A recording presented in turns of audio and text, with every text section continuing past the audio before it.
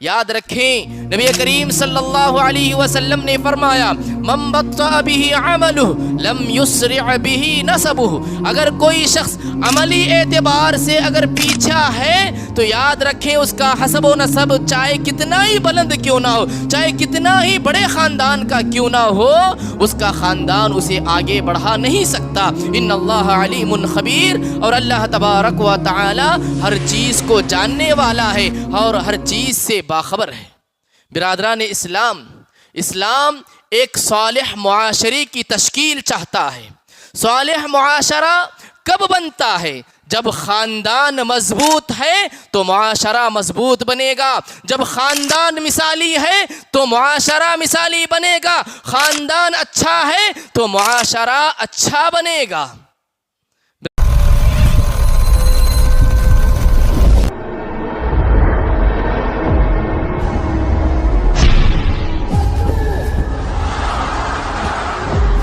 پہلا تذکرہ اللہ تبارک و تعالیٰ کہہ رہا ہے یا ایھا الناس انا خلقناکم من ذکر و انثی، اے لوگو میں نے تمہیں ایک مرد اور ایک عورت سے پیدا کیا، یوں ہم سبھی حضرت آدم علیہ السلام کی اولاد ہیں۔ دوسری بات اللہ تبارک و تعالیٰ اس آیت کریمہ میں فرماتا ہے وجعلناکم شعوبا وقبائل، میں نے تمہیں خاندانوں میں، قبیلوں میں، کنبوں میں بانٹ رکھا ہے، خاندانوں میں تقسیم کر کے رکھا ہے۔ خاندانوں میں تقسیم کرنے کی وجہ کیا ہے؟ لتعارفوا، تاکہ تم ایک دوسرے کو جان سکو، ایک دوسرے کو پہچان سکو، کس کے ساتھ کون سا رشتہ ہے اس چیز کو معلوم کر سکو۔ اللہ تبارک و تعالیٰ نے خاندانوں اور قبیلوں میں تقسیم کیا ہے۔ اور بعد میں اللہ تبارک و تعالیٰ تیسری بات بتاتا ہے ان اکرمکم عند اللہ اتقاکم، اور اللہ رب العالمین کے نزدیک سب سے زیادہ بزرگی والا انسان وہ ہے، سب سے زیادہ متقی انسان وہ ہے جو سب سے زیادہ اللہ رب العالمین سے ڈرنے والا ہو، جو سب سے زیادہ اللہ تبارک و تعالیٰ کا تقوی اختیار کرنے والا ہو۔ اللہ تبارک و تعالیٰ خاندانوں اور قبیلوں کا ذکر کرنے کے بعد یہ بات بتا رہا ہے کہ اللہ کے یہاں بزرگی صرف تقوی کی بنیاد پر ہے۔ کیوں؟ اس لیے کہ بہت سارے لوگ یہ سمجھتے ہیں کہ ہم تو بڑے ہی اعلیٰ خاندان والے ہیں، اونچے حسب و نسب والے ہیں، ہمارا خاندان بڑا اونچا ہے۔ یاد رکھیں نبی کریم صلی اللہ علیہ وسلم نے فرمایا من بطأ به عملہ لم یسرع به نسبہ، اگر کوئی شخص عملی اعتبار سے اگر پیچھا ہے تو یاد رکھیں اس کا حسب و نسب چاہے کتنا ہی بلند کیوں نہ ہو، چاہے کتنا ہی بڑے خاندان کا کیوں نہ ہو، اس کا خاندان اسے آگے بڑھا نہیں سکتا۔ ان اللہ علیم خبیر، اور اللہ تبارک و تعالی ہر چیز کو جاننے والا ہے اور ہر چیز سے باخبر ہے۔ برادران اسلام، اسلام ایک صالح معاشرے کی تشکیل چاہتا ہے۔ صالح معاشرہ کب بنتا ہے؟ جب خاندان مضبوط ہے تو معاشرہ مضبوط بنے گا، جب خاندان مثالی ہے تو معاشرہ مثالی بنے گا، خاندان اچھا ہے تو معاشرہ اچھا بنے گا۔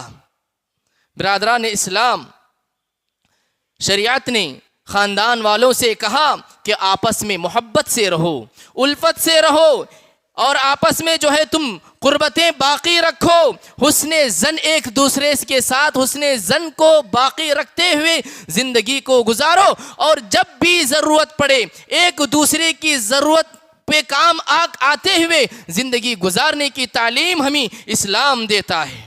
برادران اسلام، اگر کوئی شخص اپنے خاندان سے، اپنے قبیلے سے، اپنے کنبے سے الگ ہوتا ہے، یاد رکھیں وہ انسان اپنی حیثیت کو کم کر رہا ہے، وہ انسان اپنی حیثیت کو کم کر رہا ہے جو کہ اپنے خاندان اور اپنے قبیلے سے الگ ہوتا ہے۔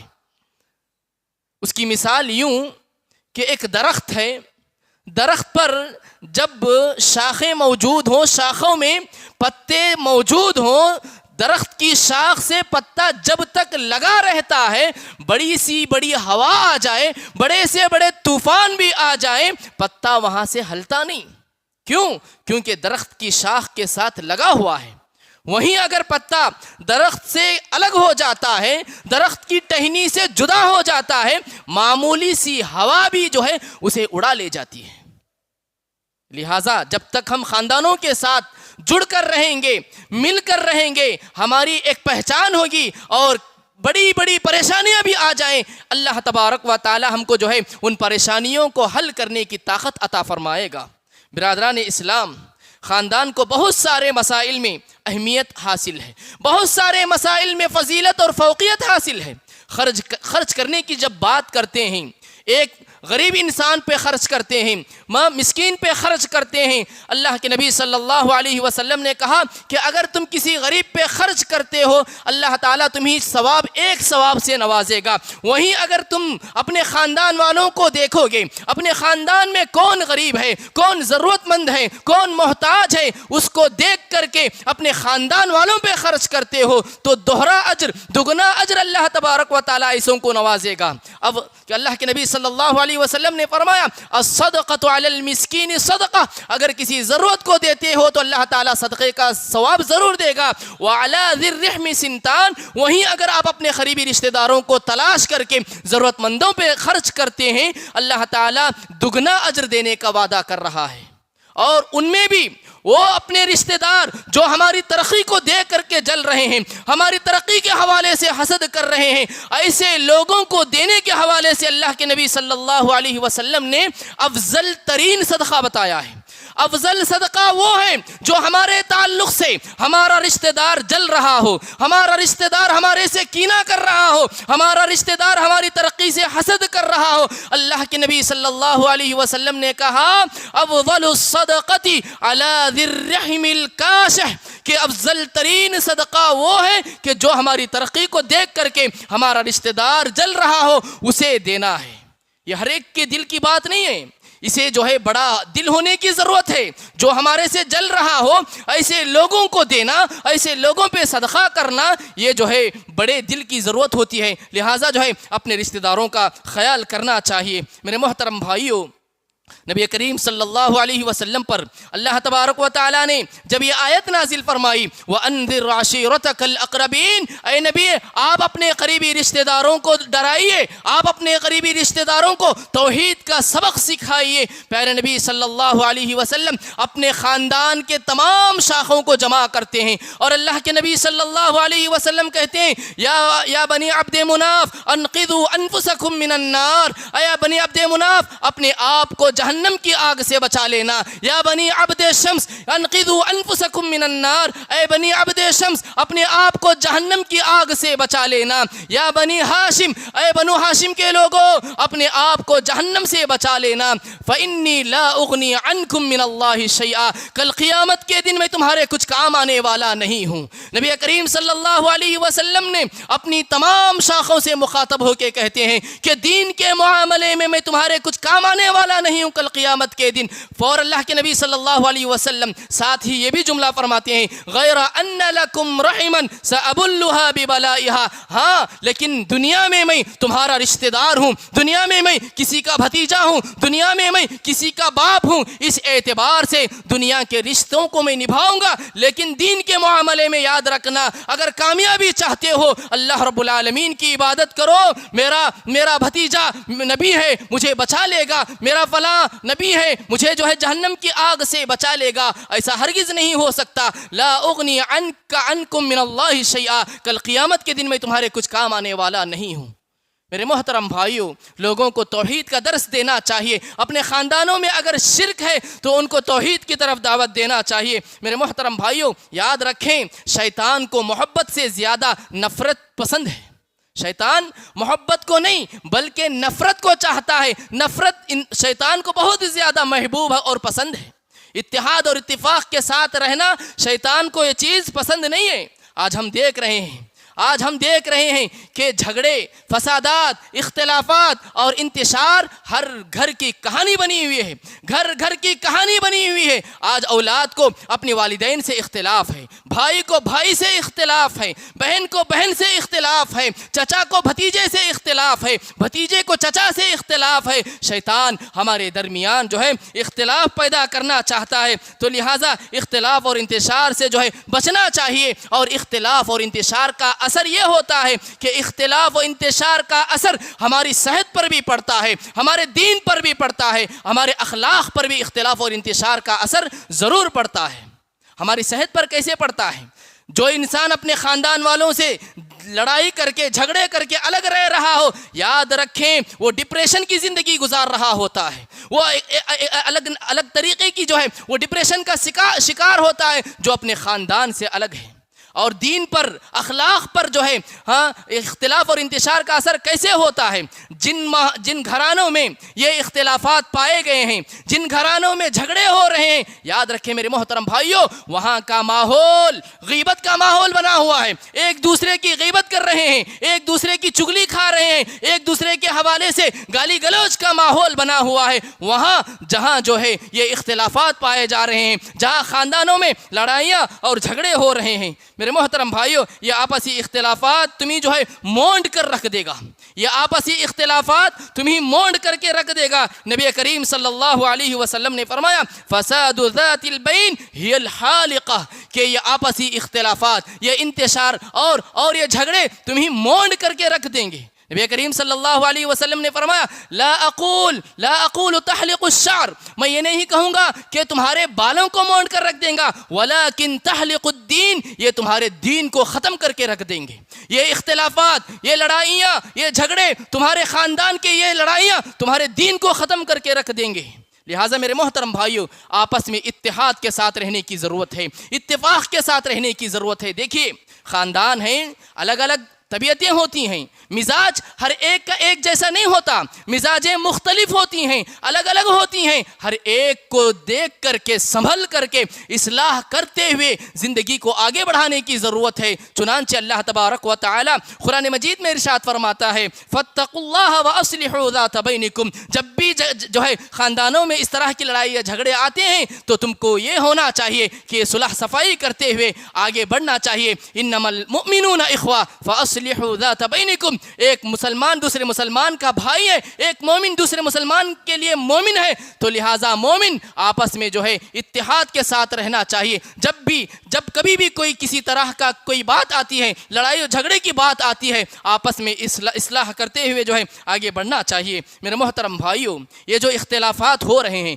خاندانوں میں لڑائیاں اور جھگڑوں کا یہ جو ماحول بنا ہوا ہے، اس کے اسباب کیا ہیں، اس کے چند اسباب اور اس کا حل بھی کیا ہے، بتا کر کے میں اپنی بات کو ختم کرنے کی کوشش کروں گا۔ سب سے پہلا سبب میں آپ کو یہ بتاؤں گا کہ آج ہمارے معاشرے کے اندر جو ہے چھوٹے بڑوں کا احترام اور ادب نہیں کر رہے ہیں، اور بڑے چھوٹوں پر شفقت اور محبت نہیں کر رہے ہیں، جس کے نتیجے میں آج خاندانوں میں کیا ہے لڑائیاں ہو رہی ہیں، فسادات پیدا ہو رہے ہیں۔ کیوں؟ اس لیے کہ چھوٹا ہے، بڑوں کا ادب نہیں ہے، آج بڑوں کا ادب و احترام نہیں ہے آج معاشرے کے اندر۔ نبی کریم صلی اللہ علیہ وسلم نے فرمایا من لم یرحم صغیرنا ولم یعقر کبیرنا فلیس منا، جو بڑوں کا ادب نہ کرے، چھوٹوں پر رحم کرم نہ کرے، فلیس منا، وہ مسلمانوں کے طریقے پر نہیں ہے۔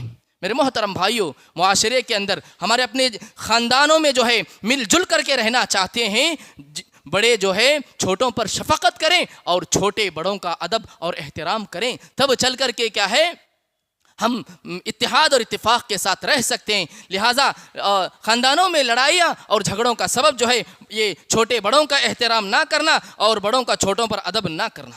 اور اسی طرح میرے محترم بھائیوں، حسد اور جلن کا مزاج، آج ہمارے خاندان کے کسی شخص کی تجارت میں اگر ترقی ہو رہی ہے، کاروبار میں اللہ تبارک و تعالی ترقی سے نوازا ہے، ہم جلتے ہیں، ہم حسد کرتے ہیں کہ ہمارے اپنے خاندان کا آدمی اتنا آگے بڑھ چکا ہے۔ میرے محترم بھائیوں، خاندانوں کے درمیان لڑائیاں جھگڑوں کا سب سے بنیادی سبب ہے کہ آج جو ہے ایک دوسرے کی ترقی کے حوالے سے جو ہے جل رہے ہیں۔ حسد بہت بری چیز ہے، حسد اپنے اندر پیدا نہیں کرنا چاہیے۔ اور اللہ تبارک و تعالی جن لوگوں کو ترقی سے نوازا ہے، اب اس حسد کو، اس جلن کو دور کرنے کا سبب یہ ہے، ایک ذریعہ یہ ہے کہ ان کو اپنے کاروبار میں شریک کر لیں، ان کو اپنے کاروبار میں کام پہ رکھ لے۔ جو ضرورت مند ہیں، محتاج ہیں، ان اپنے رشتہ داروں کو اپنی تجارت میں، اپنے کاروبار میں کام پہ رکھ لیں۔ جو بھی حسد ہوگا، جو بھی جلن ہوگا، جو بھی کینہ کپٹ ہوگا، وہ جو ہے دل سے دور ہو سکتا ہے۔ اور اسی طرح جو لڑائیاں جھگڑے ہو رہی ہیں، اس کا ایک اہم سبب یہ ہے کہ آج ہمارے اندر قوت برداشت نہیں ہے، صبر و تحمل نہیں ہے۔ آج جو ہے ہمارے اندر اگر کوئی چیز کی کمی ہے، وہ قوت برداشت کی کمی ہے۔ کامیاب انسان وہ ہے جس کے اندر قوت برداشت ہو۔ کامیاب ہے وہ انسان جس کے اندر قوت برداشت ہو کہ جو ہے جو بھی اپنے رشتہ دار کی طرف سے جو ہے ہمارے حوالے سے کوئی بات آتی ہے، صبر کرتے ہوئے، برداشت کرتے ہوئے آگے بڑھیں گے تو ہم جو ہے ہم اپنے خاندان کے ساتھ جڑ کر رکھ سکتے ہیں۔ اور اسی طرح جو ہے خاندان میں بگاڑ اور اسباب کا ایک سبب کیا ہے؟ بدگمانی ہے۔ بدگمانی، غلط فہمیاں، بہت سارے لڑائیاں جو جھگڑے ہو رہی ہیں، غلطی سے زیادہ غلط فہمیوں کے نتیجے میں ہو رہی ہیں۔ اگر جو ہے آمنے سامنے بیٹھ کر کے بات کریں گے، مسئلے کا حل ہو جائے گا، لیکن یہ بدگمانیاں انسان کو خاندانوں کے درمیان الگ کر رہے ہیں، خاندان سے الگ ہو رہے ہیں۔ اس کا ایک سبب جو ہے بدگمانی ہے۔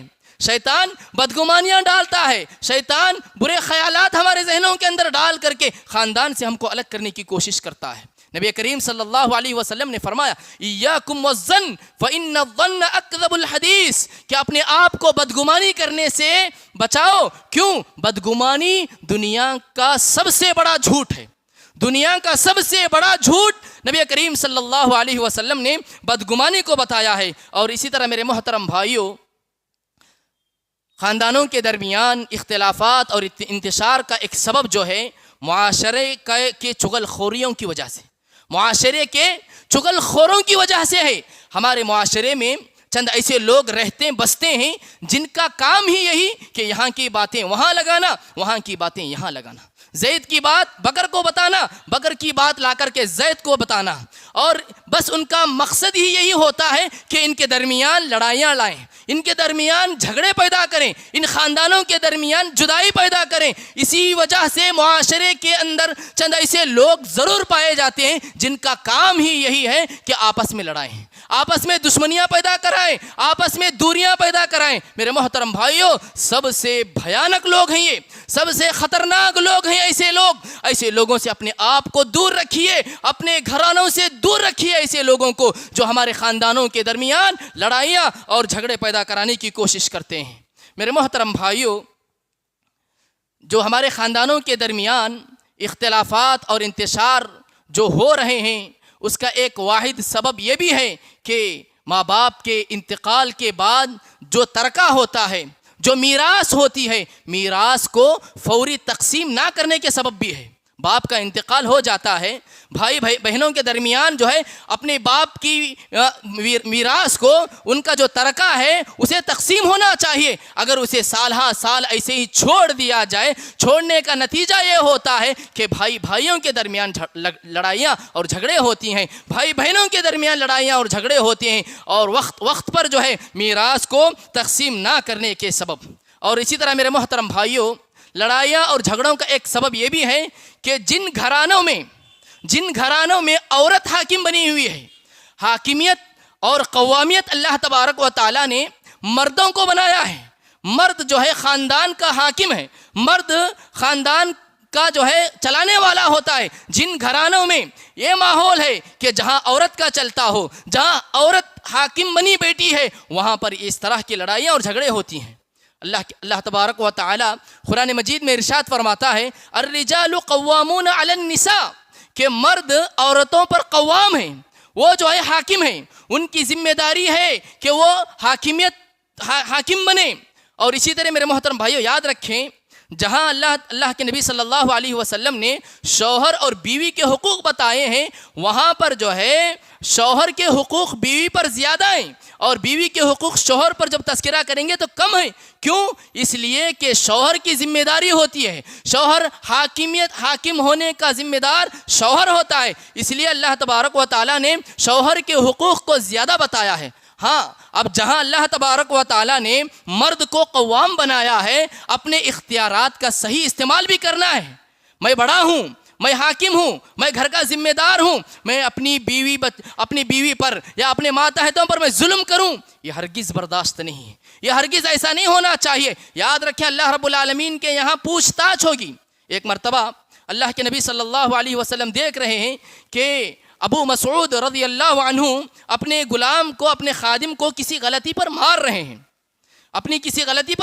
ہیں، پیچھے سے آواز آتی ہے، اے ابو مسعود، جس طرح تم اپنے غلام پر اختیار رکھ رہے ہو، اس سے کئی گنا زیادہ اللہ تبارک و تعالیٰ تمہارے اوپر اختیار رکھتا ہے۔ فوراً پلٹ کر کے دیکھتے ہیں ابو مسعود تو اللہ کے نبی صلی اللہ علیہ وسلم کی آواز ہے، پیارے نبی صلی اللہ علیہ وسلم یہ جملہ کہہ رہے ہیں۔ فوراً جو ہے ابو مسعود رضی اللہ عنہ توبہ کرتے ہیں، اللہ کے نبی، میں آج کے بعد سے اپنے غلام پر میں ہاتھ نہیں اٹھاؤں گا، میں اپنے غلام پر جو ہے ظلم نہیں کروں گا، میں نہیں ماروں گا۔ اتنا کہہ کر خاموش نہیں ہوئے، بلکہ جو ہے فوراً ابو مسعود رضی اللہ عنہ نے کہا، اللہ کے نبی، آج سے میں اپنے غلام کو اللہ کے لیے آزاد کر دیتا ہوں۔ اس وقت اللہ کے نبی صلی اللہ علیہ وسلم کہتے ہیں، اے ابو مسعود، اگر تم اپنے غلام کو آزاد نہیں کرتے، تم نے اپنے غلام پر جو مار ماری ہے، اس مار کے سبب تم جو ہے جہنم میں چلے جاتے۔ اللہ اکبر۔ میرے محترم بھائیوں، اختیارات کا استعمال صحیح استعمال ہونا چاہیے۔ میں حاکم ہوں، میں ذمہ دار ہوں، تو اس کا یہ مطلب نہیں کہ ہم اپنے اختیارات کا غلط استعمال کریں، صحیح استعمال ہونا چاہیے۔ اور اسی طرح میرے محترم بھائیوں، یہ تمام جو ہے اسباب تھے۔ اب اس کا حل کیا ہے؟ لڑائیاں اور جھگڑے ختم کرنا ہے تو اس کا حل کیا ہے؟ سب سے پہلا حل یہ بتایا گیا ہے کہ زندگی میں ہارنا سیکھو، زندگی میں ہارنا سیکھو۔ ہمیشہ جیتنا ہی جیت نہیں ہوتی، ہار میں بھی جیت ہوتی ہے۔ صلح حدیبیہ کا سبق کیا ہے؟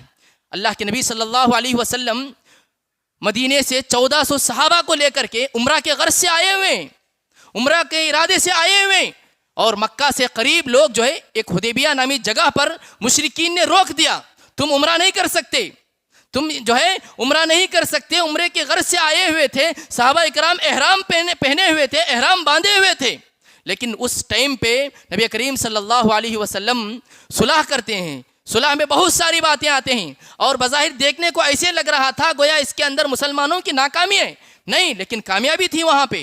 مسلمان اس سال عمرہ نہیں کریں گے، اگلے سال کریں گے۔ مسلمانوں اور ہمارے درمیان 10 سال تک جنگیں نہیں ہوں گی۔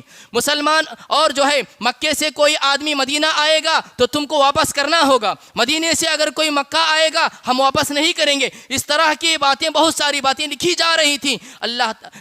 وہ جو ہے دیکھنے میں بظاہر جو ہے ہار نظر آ رہی تھی، لیکن اللہ تبارک و تعالیٰ نے اسے جو ہے بڑی کامیابی بتایا ہے۔ انا فتحنا لک فتحا مبینا، ہم نے تمہیں بہت بڑی کامیابی عطا کی ہے۔ تو لہٰذا میرے محترم بھائیوں، زندگی میں جو ہے ہارنا سیکھنا چاہیے، اور اسی طرح زندگی میں جو ہے خاندانوں کے ساتھ مل جل کر رہنا چاہتے ہیں تو بھولنا چاہیے، بھولنے کی صفت ہمارے اندر ہونا چاہیے۔ ہم زندگی میں بہت ساری چیزوں کو بھولتے ہیں، ہم زندگی میں بہت ساری چیزوں کو بھولتے ہیں، لیکن ان تمام چیزوں میں سب سے اچھی بھول کیا ہے معلوم؟ سب سے اچھی بھول یہ ہے کہ ہمارے خاندان والوں سے اگر کوئی غلطی ہوتی ہے، اس غلطی کو بھولنا۔ ہمارے اپنے خاندان میں کسی سے جو ہے کوئی غلطی ہوتی ہے، اس غلطی کو بھولنا، یہ سب سے اچھی بھول ہے۔ تو لہٰذا زندگی میں جو ہے بھولنا چاہیے، اور اسی طرح جو ہے زندگی میں معاف کرنا سیکھنا چاہیے۔ معاف کرنے والا بڑا ہوتا ہے، معاف کرنا جو ہے یہ صفت پیدا کرنا چاہیے۔ ترمذی کی ایک روایت ہے، نبی کریم صلی اللہ علیہ وسلم سے پوچھا گیا کہ میرا خادم اگر غلطی کرتا ہے تو میں اپنے خادم کو کتنی مرتبہ معاف کروں؟ اللہ کے نبی صلی اللہ علیہ وسلم نے کہا کہ تمہارا خادم اگر دن میں 70 مرتبہ بھی غلطی کرتا ہے، 70 مرتبہ معاف کرو۔ اللہ اکبر۔ ایک خادم، ایک نوکر 70 مرتبے، ایک بار نہیں، 2 بار نہیں، 70 مرتبے بھی اگر جو ہے اس سے کوئی غلطی ہو رہی ہے اسے معاف کرو اللہ کے نبی صلی اللہ علیہ وسلم. لیکن آج شوہر بیوی کو معاف نہیں کر رہا, بیوی شوہر کی کسی غلطی کو معاف نہیں کر رہے ہیں, بھائی بھائی کی غلطیوں کو معاف نہیں کر رہا ہے. حدیث کے اندر ذرا غور کیجئے, کس کو معاف کرنے کی بات ہو رہی ہے؟ خادم نوکر کو 70 سے زیادہ مرتبہ بھی اگر اس سے غلطی ہو رہی ہے اللہ کے نبی کہہ رہے ہیں کہ اسے معاف کر دو. لیکن آج ہمارے سماج میں, ہمارے معاشرے میں یہ ہو رہا ہے کہ اپنوں کو معاف نہیں کر رہے ہیں. آج ہم اپنوں کو معاف نہیں کر رہے ہیں. ایسا نہیں ہونا چاہیے, معاف کرنے کی صفت ہمارے اندر ہونا چاہیے. اگر ہم دوسروں کو معاف کریں گے نا, اللہ تعالی ہم کو معاف کرے گا. الا تحبون ان یغفر اللہ لکم ولیعفوا ولیصفحوا, الا تحبون ان یغفر اللہ لکم. آپ لوگوں کی غلطیوں کو معاف کیجئے, خاندان والے اگر کوئی غلطی ہو رہی ہے ان کو درگزر کیجئے. الا تحبون ان یغفر اللہ لکم, کیا تم اس بات کو پسند نہیں کرو گے کہ اللہ تعالیٰ تمہیں معاف کر دے؟ اگر ہم اپنے رشتہ داروں کو, اپنے نوکروں کو, ہم اور لوگوں کو اگر ہم معاف کریں گے, اللہ تبارک و تعالیٰ جو ہے ہمارے گناہوں کو معاف کرے گا, اللہ تعالیٰ ہمیں معاف فرمائے گا. لہٰذا معاف کرنا سیکھو. اسی طرح میرے محترم بھائیوں, تواضع اور عاجزی کی زندگی کو اختیار کیجیے. ہمیشہ جو ہے میں آگے رہوں, میں پنی کی زندگی یہ اچھی چیز نہیں ہے. ہمیشہ جو ہے تواضع اور عاجزی اختیار کیجیے. جس بندے کے اندر تواضع ہو, جس بندے کے اندر عاجزی ہو, اللہ تبارک و تعالیٰ اسے بلندیاں عطا کرے گا, اللہ تعالیٰ اسے کامیابی سے ہمکنار کرے گا. نبی کریم صلی اللہ علیہ وسلم نے فرمایا, من تواضع للہ رفعہ اللہ, جو اللہ کے خاطر تواضع اختیار کرتا ہے, نرمی اختیار کرتا ہے, عاجزی اختیار کرتا ہے, اللہ تبارک و تعالیٰ اسے جو ہے بلندیوں سے نوازے گا, اللہ تبارک و تعالیٰ اسے کامیابی سے ہمکنار کرے گا. لہٰذا تواضع اور عاجزی کو اختیار کیجیے. نبی کریم صلی اللہ علیہ وسلم نے فرمایا کہ دو آدمی اگر آپس میں کسی وجہ سے جھگڑ گئے, کسی وجہ سے آپس میں لڑائی ہو گئی, ان میں سے اچھا انسان کون ہے, ان میں سے بہتر انسان کون ہے؟ نبی کریم صلی اللہ علیہ وسلم نے فرمایا, خیرہما الذی یبدأ بالسلام, ان میں سے بہتر انسان وہ ہے جو آگے بڑھ کر کے سلام کہتا ہے, آگے بڑھ کر کے جھگڑے کو ختم کرتا ہے, آگے بڑھ کر کے سلام کہہ کر کے اپنی دوستی کا ہاتھ آگے بڑھاتا ہے. اللہ کے نبی صلی اللہ علیہ وسلم نے کہا ایسا انسان جو ہے سب سے اچھا انسان ہے. میرے محترم بھائیوں, پیارے نبی صلی اللہ علیہ وسلم کی جب وفات ہوئی, پیارے نبی صلی اللہ علیہ وسلم کی جب وفات ہوئی, ابو بکر صدیق رضی اللہ عنہ اور حضرت فاطمہ رضی اللہ عنہا کے درمیان جو ہے اللہ کے نبی صلی اللہ علیہ وسلم کے میراث کے متعلق کچھ جو ہے اختلاف ہوا. میراث کے حوالے سے ہم حضرت ابو بکر صدیق رضی اللہ عنہ اور حضرت فاطمہ رضی اللہ عنہ کے درمیان اختلاف ہوا, اور حضرت فاطمہ رضی اللہ عنہ نبی کریم حضرت ابو بکر صدیق رضی اللہ عنہ سے ناراض چل رہی تھیں. اور جب اس بات کا علم ہوا, حضرت ابو بکر صدیق رضی اللہ عنہ کو معلوم ہوا کہ حضرت فاطمہ مجھ سے ناراض ہیں, خود چل کر کے جاتے ہیں, خود حضرت فاطمہ رضی اللہ عنہ کے گھر جاتے ہیں اور راضی کرتے ہیں, راضی کرنے کی کوشش کرتے ہیں اور راضی بھی کرتے ہیں. اور اس وقت ایک جملہ کہتے ہیں کہ ابو بکر کے لیے اس سے بڑی بدنصیبی کی بات کیا ہے کہ نبی کریم صلی اللہ علیہ وسلم کی لخت جگر ابو بکر سے ناراض ہو. اللہ اکبر. فضیلت میں حضرت ابو بکر صدیق رضی اللہ عنہ حضرت فاطمہ رضی اللہ عنہا سے بڑھ کر ہیں. اس کے باوجود بھی جب حضرت ابو بکر کو یہ معلوم ہوا کہ حضرت فاطمہ مجھ سے ناراض ہیں, خود جا کر کے حضرت ابو بکر صدیق رضی اللہ عنہ حضرت فاطمہ رضی اللہ عنہا کو راضی کرتے ہیں. میرے محترم بھائیو, تواضع ہونا چاہیے, عاجزی ہونا چاہیے, اپنی انا کو کچلنا چاہیے. میں ایسا انسان کبھی کامیاب نہیں ہو سکتا. جس انسان کے اندر نرمی ہو وہ انسان جو ہے کامیاب ہوتا ہے. میرے محترم بھائیو, خاندان کے درمیان جو مسائل ہیں, جو جھگڑے ہیں, اسے حل کرنا چاہتے ہیں, سب سے پہلے ہماری اپنی سوچ کو جو ہے بدلنے کی ضرورت ہے. ہمیشہ اپنے خاندان والوں کے حوالے سے حسن ظن رکھنا چاہیے, اچھی سوچ کو رکھنا چاہیے. اچھی سوچ جو ہے خاندان کو ملا کر کے رکھے گی, خاندان میں لڑائیاں جھگڑوں سے جو ہے بچا کر کے رکھے گی. سلف میں سے کسی کی بیوی نے اپنے شوہر سے کہا کہ دیکھو, ہمارے خاندان والے جب ہمارے پاس پیسہ ہوتا ہے, روپیہ ہوتا ہے, ہمارے گھر کو آتے ہیں, لیکن جب ہمارے پاس روپیہ پیسہ نہیں ہوتا, ہمارے خاندان والے ہمارے گھر کا رخ تک بھی نہیں کرتے.